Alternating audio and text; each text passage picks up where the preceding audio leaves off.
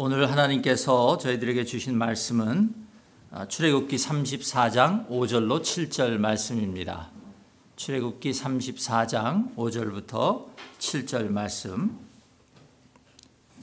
하나님의 자기소개서라는 제목으로 말씀 듣기 원합니다. 먼저 우리 본문 함께 읽습니다. 시작.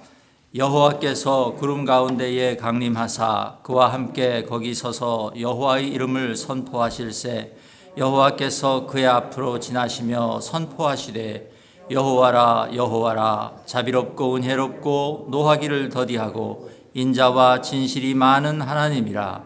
인자를 천대까지 베풀며 악과 과실과 죄를 용서하리라.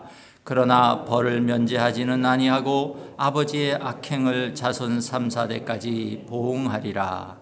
아멘. 네.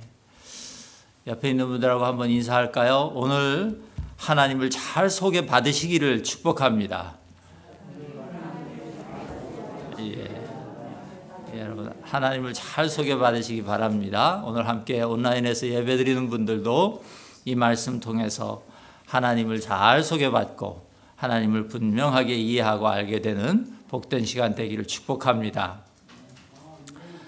여러분 이스라엘 백성이 출애굽한 지 한 700년쯤 후에 이스라엘에는 요나라는 선지자가 살았습니다. 어느 날 하나님께서 그 요나 선지자에게 아수르 제국의 니느웨라는 큰 성읍으로 가서 하나님의 경고의 말씀을 전해라 그렇게 하셨습니다. 그러니까 하나님께서는 그 큰 도시에 사는 수많은 그 사람들이 멸망당하는 것을 피하게 해주고 싶으셨던 것이었습니다. 요나 선지자도 그것을 눈치챘습니다. 하나님께서 이 니느웨 사람들을 구원해 주시려고 하는구나 눈치를 챘어요. 그런데 그것이 싫었어요. 이방 원수들에게 하나님께서 자비를 베푸시는 것이 못마땅했어요.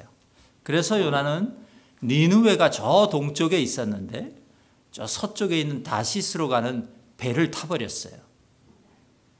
배를 타고 그 다시스로 가버린 것이에요.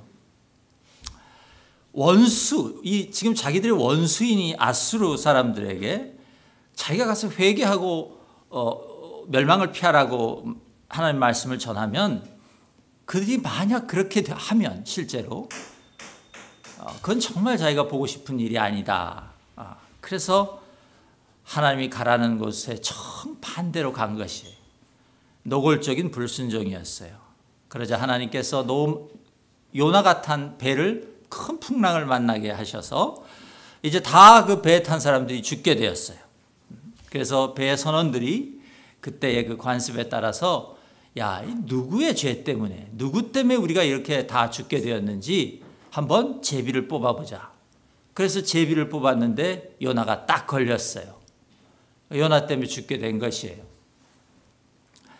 그래서 이 사람들이 그런데 그 요나가 믿는 신이 여호와 하나님인 것을 알게 되어서 그 선원들이 다 여호와 하나님께 기도했어요. 하나님, 여호와 하나님, 우리 이 무고한 우리들이 이 사람 때문에 다 같이 죽는 것은 너무 억울한 일이니까 그것은 피하게 해 주십시오. 그렇게 기도하고 요나를 들어서 바다에 풍덩 빠뜨려 버렸어요. 요나만 제물로 바치면 하나님께서 구해 주실 것이다 생각하신 것이에요. 그렇게 바다에 그리고 실제로 풍랑이 잦아졌어요. 그렇게 바다에 던져진 요나를 하나님께서 큰 물고기 뱃속에 3일 동안이나 데리고 계셨어요. 그리고 3일 후에 요나가 하나님 앞에 하나님 정말 죽겠습니다. 여러분 그렇지 않겠습니까? 물고기 뱃속에 3일을 있으면 죽는 게 낫지 않겠습니까? 하나님 앞에 기도했어요. 하나님께서 물고기를 명하셔서 요나를 토해내라. 물고기가 요나를 토해냈어요. 그렇게 물고기 뱃속에서 구원받은 요나에게 하나님께서 또다시 똑같은 명령을 주셨어요. 너는 일어나 저 큰 성읍 니느웨로 가서 내가 너에게 명한 바를 그들에게 선포하라. 또 똑같은 말씀을 주셨어요. 할 수 없이 정말 하고 싶지 않았지만 요나 선지자는 어쩔 수 없이 니느웨로 갔습니다. 이 니느웨는 큰 성읍이었어요. 고대 아주 큰 그런 성읍이었어요. 그래서 그 니느웨를 다 다니려면 한 3일은 걸어 다녀야 다 다닐 수 있는 그런 성읍이었는데 요나가 가서 하루길만 가서 전했어요. 하루길만 가서 그냥 하나님의 말씀을 전한 것이. 그러니까 샌프란시스코에 들어갔는데 19스를 통해서 들어갔는데 겨우 선셋 지역 다니면서 하나님의 말씀 전한 거예요. 그리고 다운타운은커녕 재팬타운도 안 간 거예요.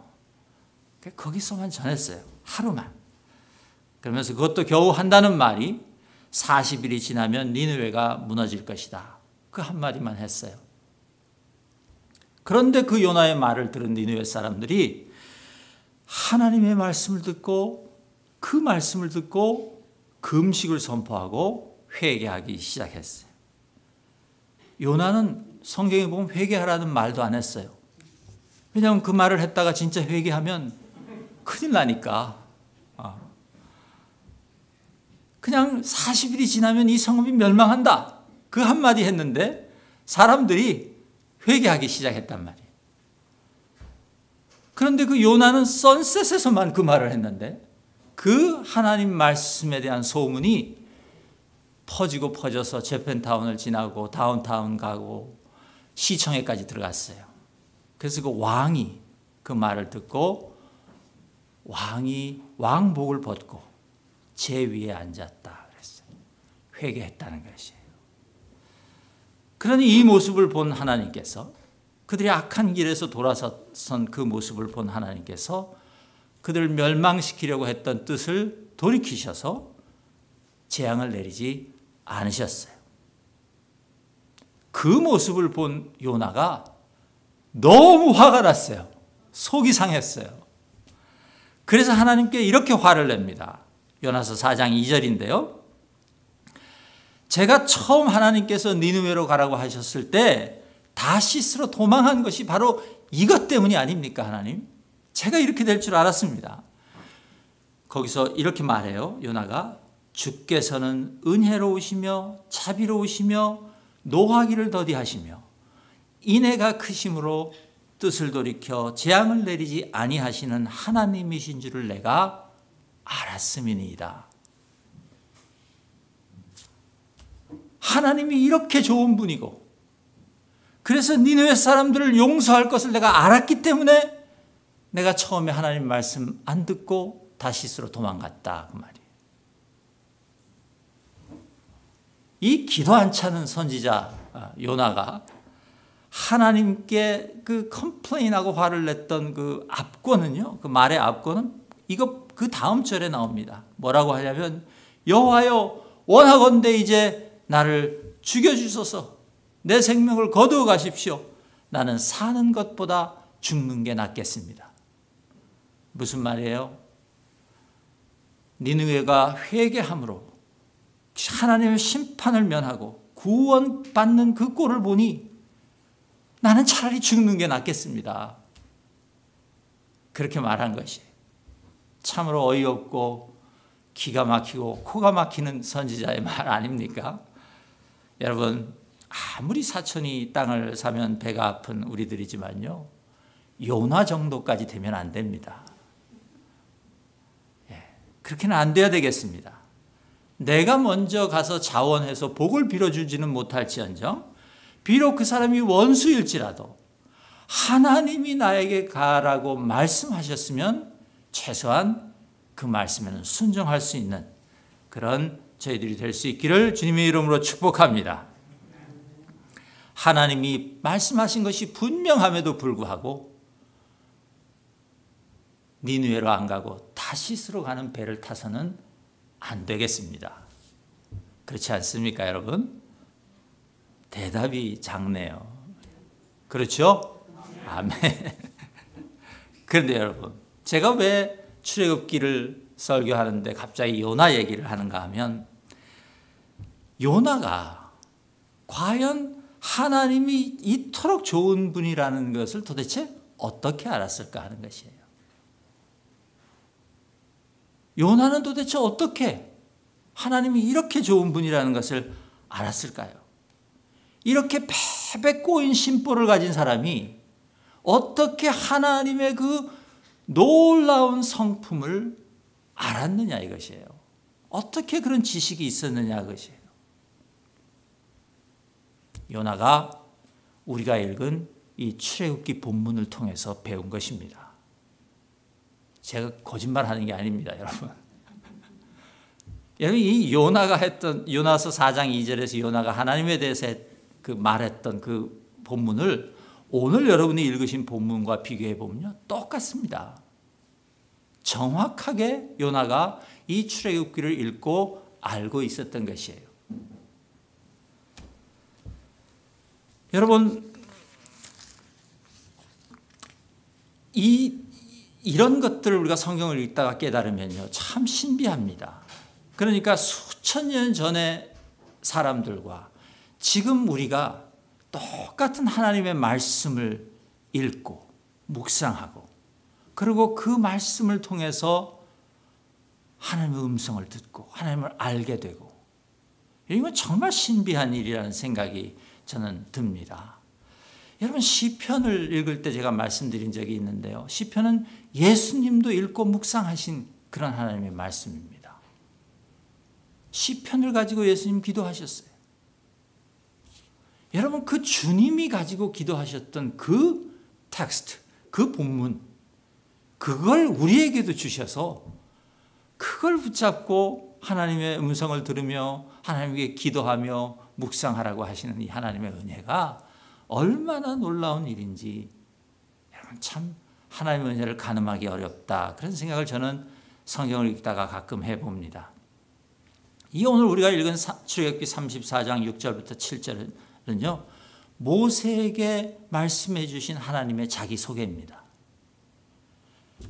그리고 이 하나님의 자기소개는 이후에 이스라엘과 유대인들의 신학은 물론이고 지금 우리 크리스찬들의 신학에도 가장 기본이 되는 그런 하나님에 대한 지식입니다. 예수님과 사도들도 이 하나님을 알았고 교회 2000년 역사를 통해서 성도들이 예배했던 하나님도 이 하나님 그리고 지금 우리가 믿는 하나님도 바로 이 하나님인 줄을 믿으시기를 축복합니다. 이처럼 하나님에 대한 우리의 믿음은요 사람들이 만들어낸 신학에 근거한 것이 아닙니다. 우리가 믿는 하나님은 하나님 당신이 스스로 밝혀주시고 가르쳐주시고 나타내 보여주신 하나님의 자기소개서에 근거한 그런 우리의 믿음이라는 것입니다.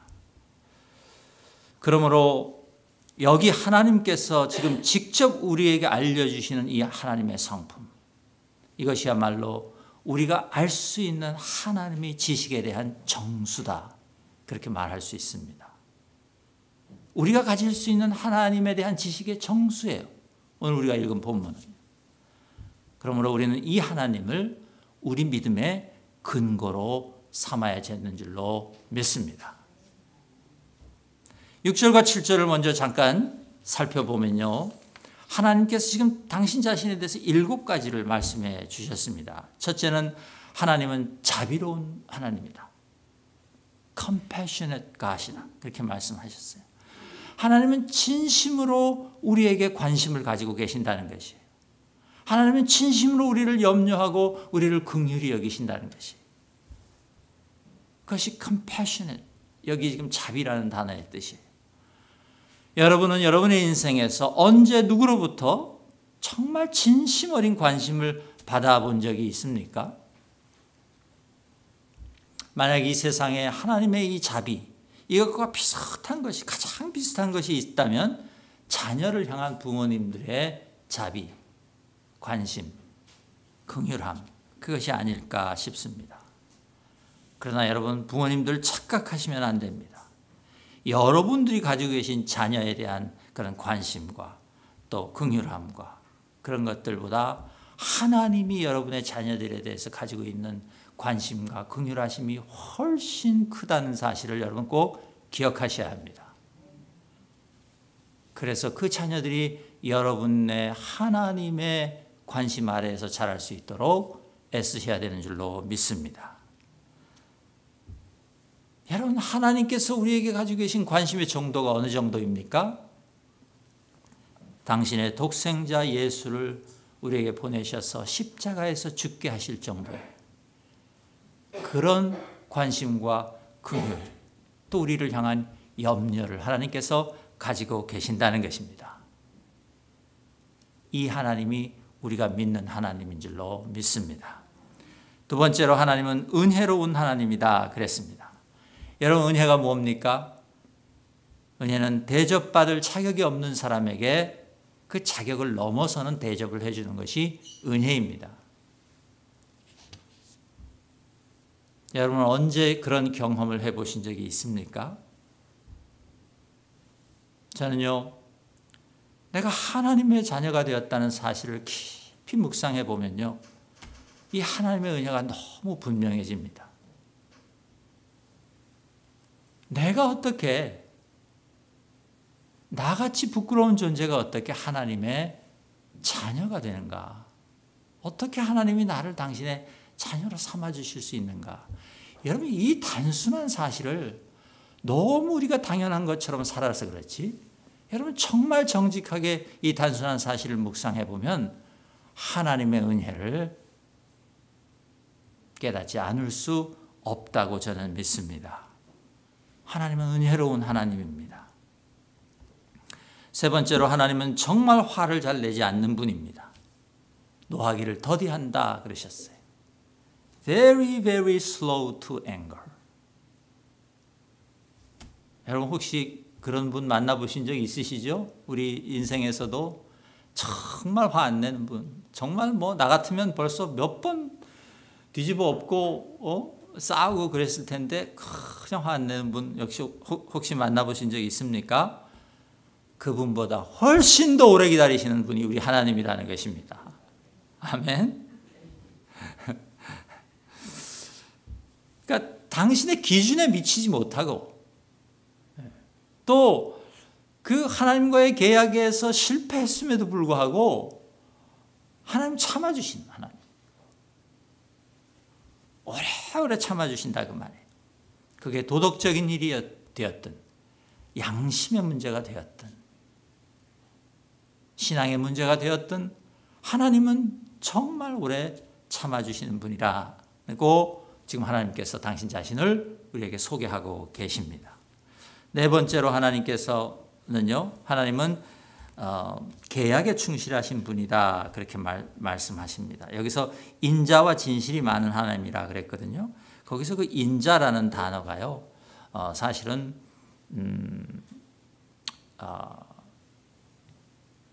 충성스럽다 그렇게 우리가 이해할 수 있습니다. 그래서 그 NIV 성경 같은 것을 보면, 영어 성경이지만 abounding in covenant love 그렇게 말씀하셨는데요. 예, 그러니까 그 계약적인 사랑, 거기에 충성스러운 분이다.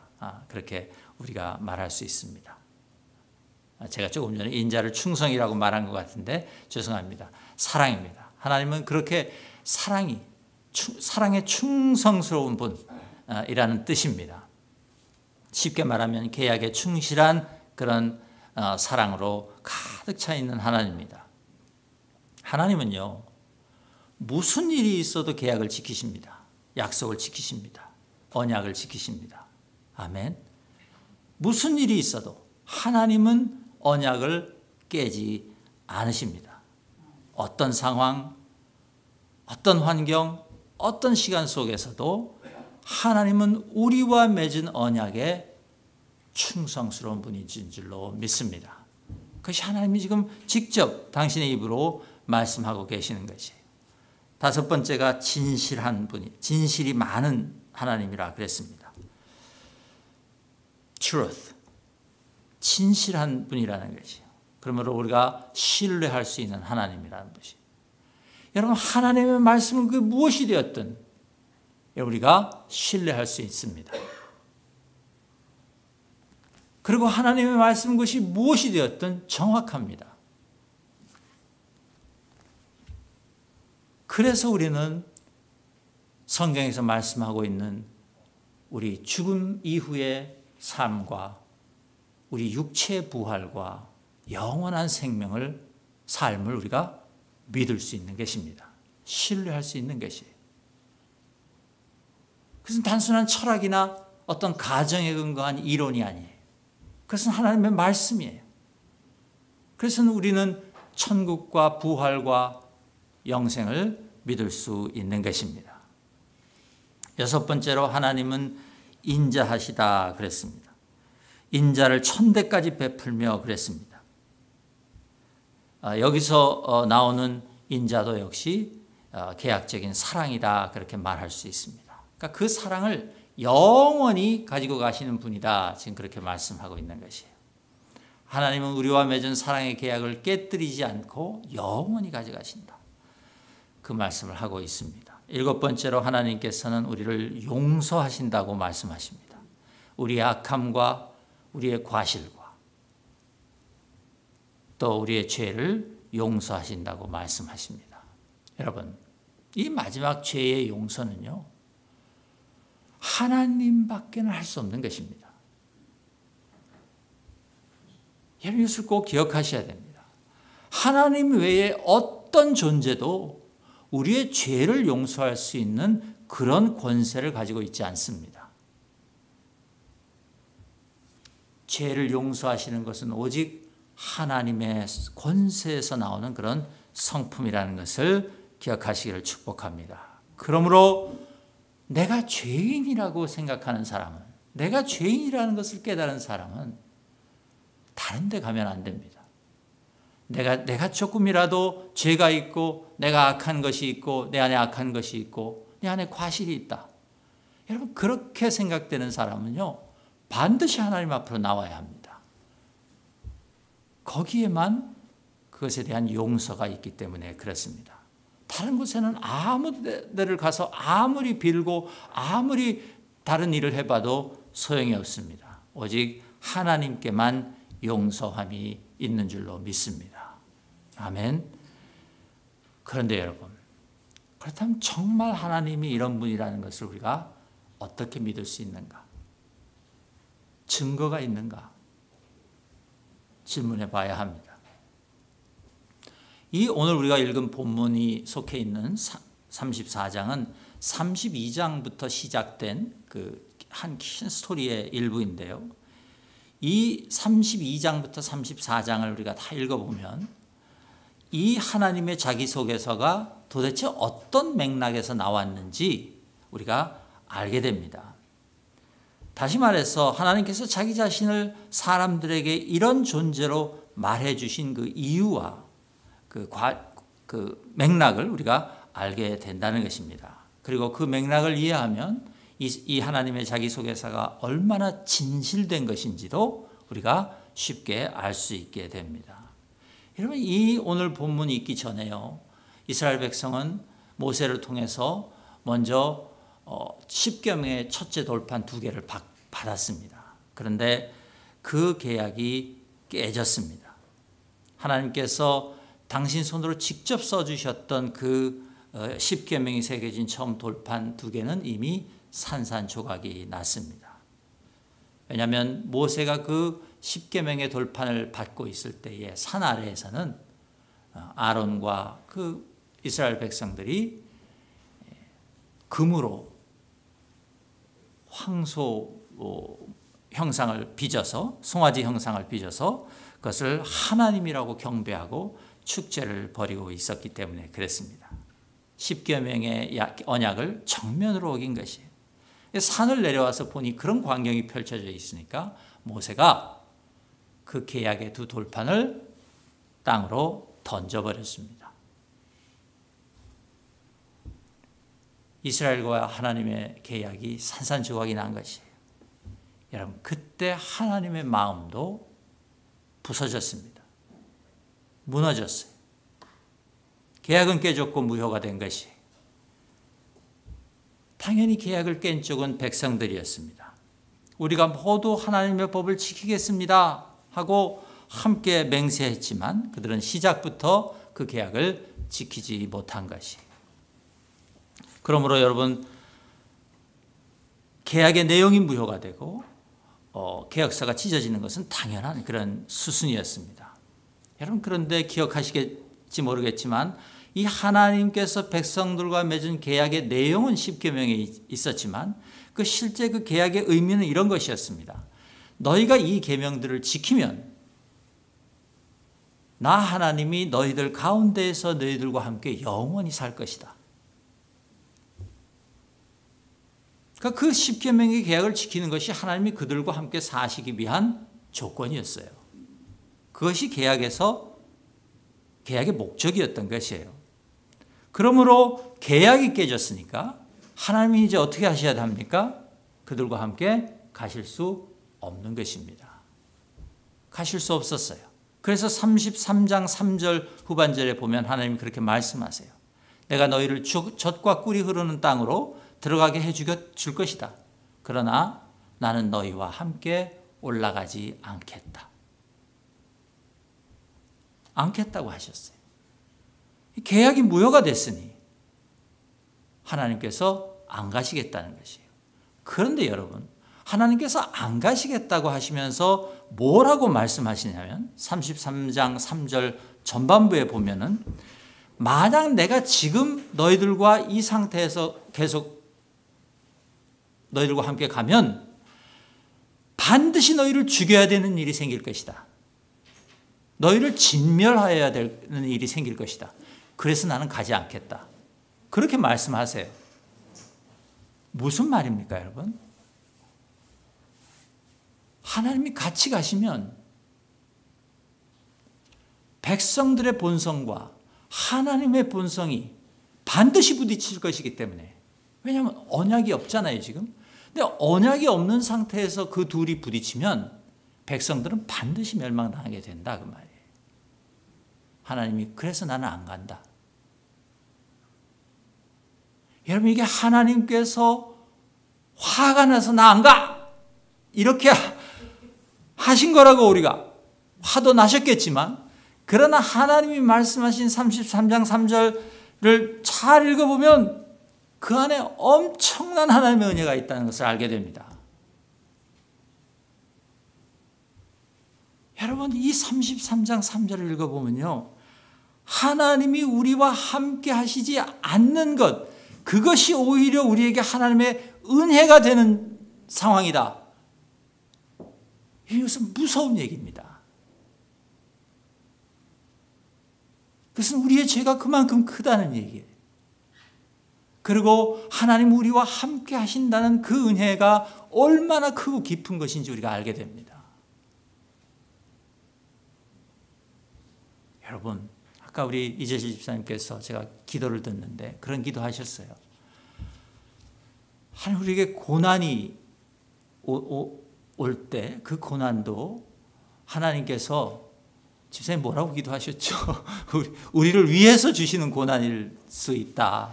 그러면 그것을 우리가 잘 그 고난을 우리를 위해서 주신 고난이니 잘 받을 수 있도록 해달라. 그렇게 기도하셨어요, 여러분. 기억나십니까?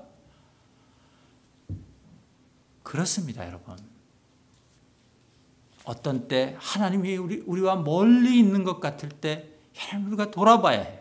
우리 자신을 돌아봐야 합니다. 하나님이 왜 나와 멀리하고 계신가?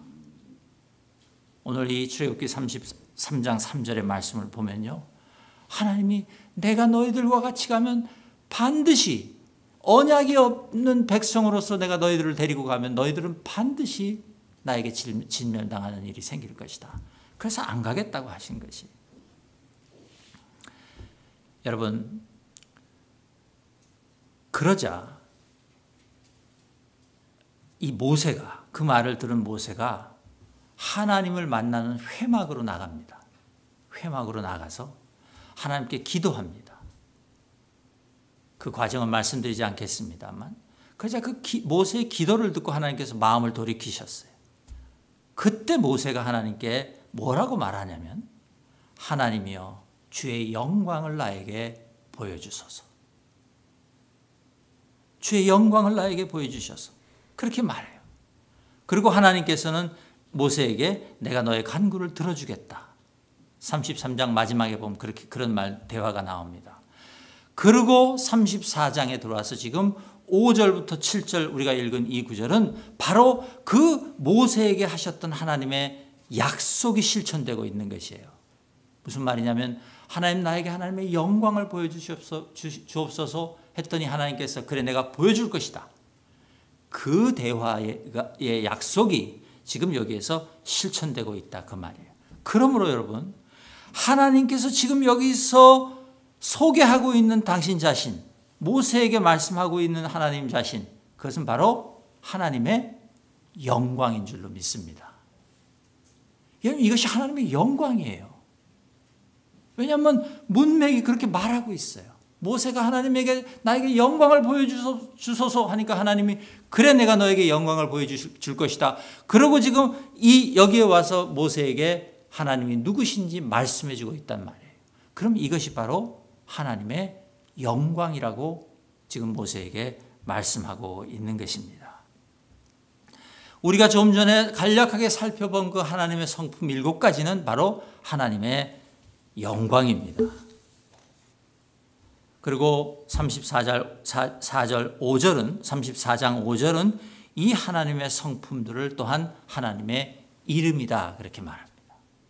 그러니까 하나님의 성품, 하나님의 이름, 하나님의 영광 이것은 여러분 다 같은 것이에요. 이 출애굽기의 맥락에서 우리가 읽어보면요.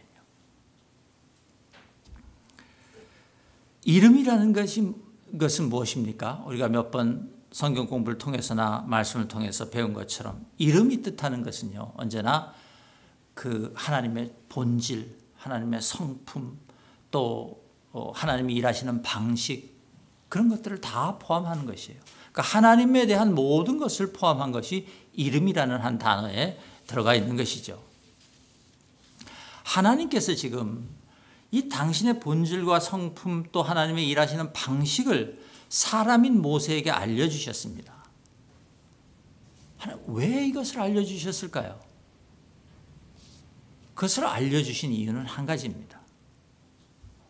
내가 이런 존재이므로 너희들이 나와 함께 거하기 위해서는 내가 너희들과 함께 거하기 위해서는 너희들이 이런 존재가 되어야 한다는 것입니다. 그리고 그것이 하나님이 이 언약 속에서 기대하는 바라고 하는 것입니다. 지금 그 말씀을 하시고 있는 것이에요. 그런 기대를 내가 너희들에게 가지고 있다 그 말이에요. 내가 나의 이름을 가르쳐 준다. 내가 어떤 하나님이고 내가 어떤 성품을 소유한 하나님이고 내가 어떻게 일하는 하나님인지 내가 너희들에게 보여준다. 가르쳐준다. 그러므로 나는 너희들이 그런 존재가 되기를 원한다는 것이에요. 여러분 요나를 보면 하나님을 아는 것과 하나님을 닮는 것은 전혀 별개의 문제라는 것을 우리가 분명하게 알 수 있지 않습니까?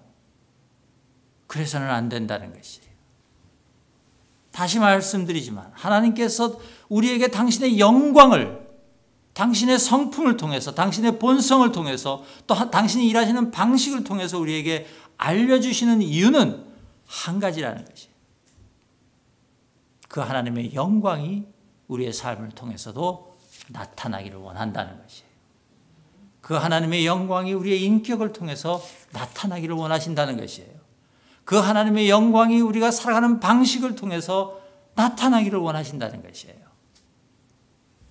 그래서 하나님께서는 지금 이 하나님의 이름을, 본성을, 성품을 모세에게 계시하고 있는 것입니다. 여러분 그것만이 그렇게 하나님의 영광이 우리를 통해서 나타나는 그 삶만이 하나님이 기대하시는 삶이고 또한 우리가 하나님의 복을 받을 수 있는 삶이라는 것을 기억하실 수 있기를 주님의 이름으로 축복합니다.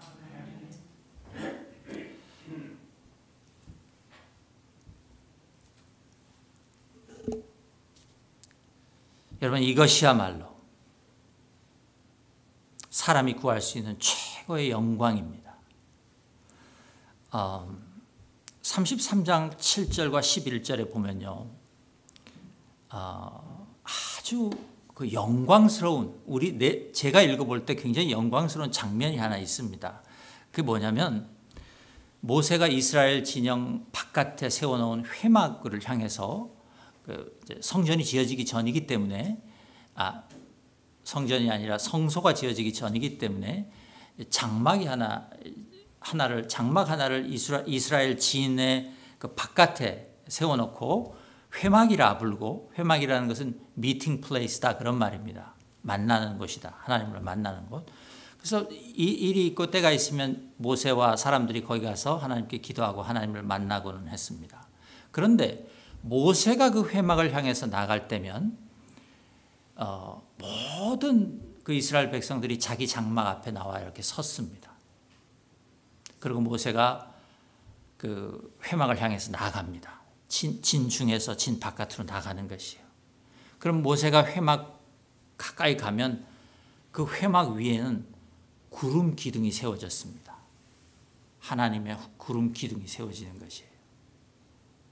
그럼 모세가 거기에 들어가서 하나님을 만나고 나오고, 그 하나님을 거기서 모세가 들어가서 만날 때는 자기 장막 바깥에 입구에 서 있던 모든 사람들이 거기서 하나님을 예배했다 그랬어요. 여러분 그 장면을 한번 상상해 보세요. 얼마나 장엄하고 얼마나 놀라운 그런 장면입니까? 그리고 그 안에서 모세를 만날 때는 하나님께서 내가 모세를 사람이 친구하고 이야기하듯이 내가 모세와 말했다. 그렇게 출애굽기가 전하고 있습니다. 여러분 그 장면이 얼마나 장엄해요. 그런데 거기에는 영광이라는 단어가 나오지 않습니다. 영광이라는 단어가 나오지 않아요. 여러분, 모세가 하나님께 당신의 영광을 보여달라고 기도했어요. 그리고 하나님께서 지금 이 말씀으로 당신의 영광을 보여주셨어요. 하나님의 영광은 회막에서 만났던 회막 위에 올라와 서 있던 그 구름 기둥 같은 것이 아니다 그 말입니다.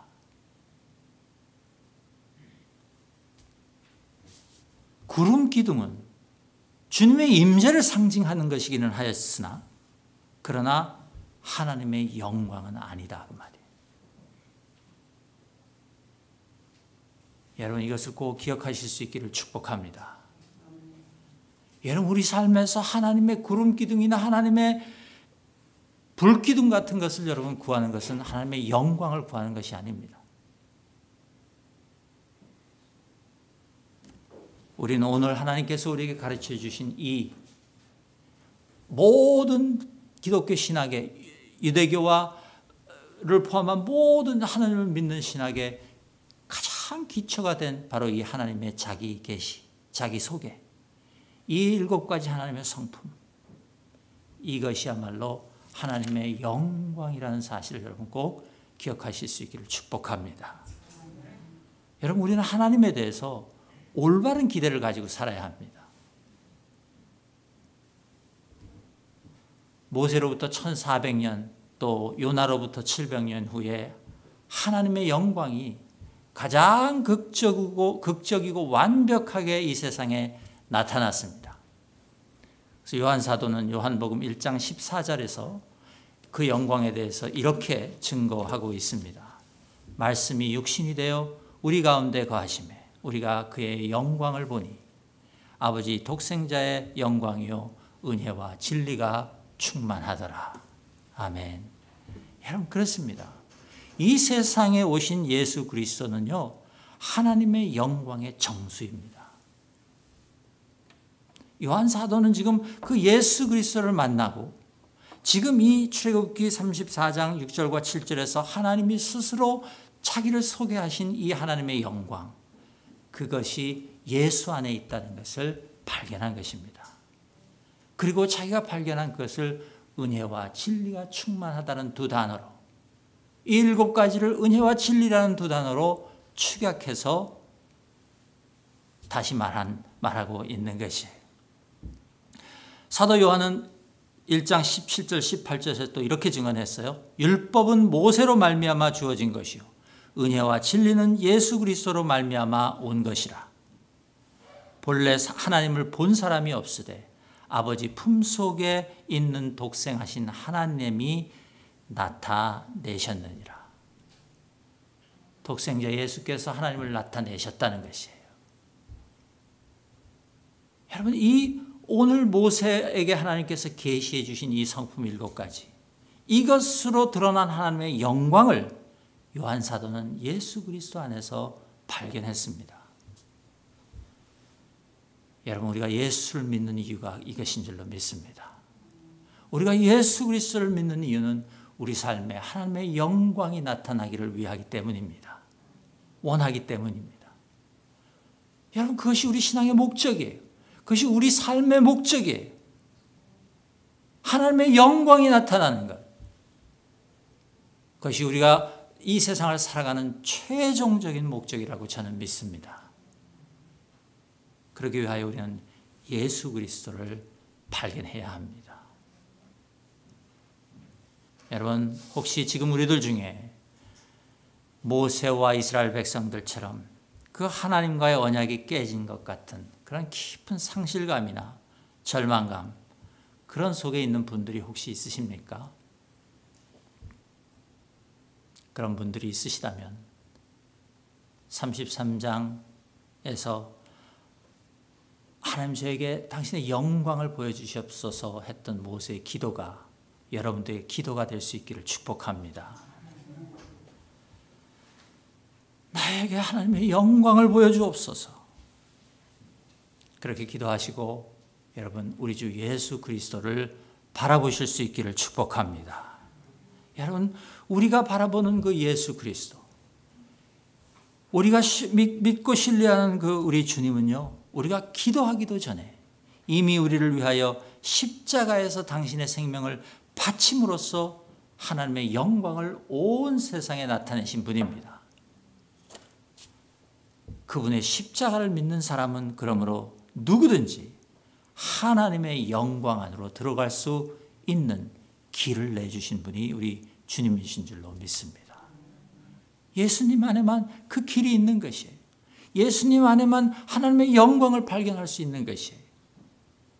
그리고 그것이 우리 삶의 목적을 완성하고 fulfill하는 유일한 길이라고 믿습니다. 다시 말씀드립니다, 여러분. 우리가 구해야 하는 것은 구름 기둥이 아닙니다. 우리가 찾아야 하는 것은 불 기둥이 아닙니다.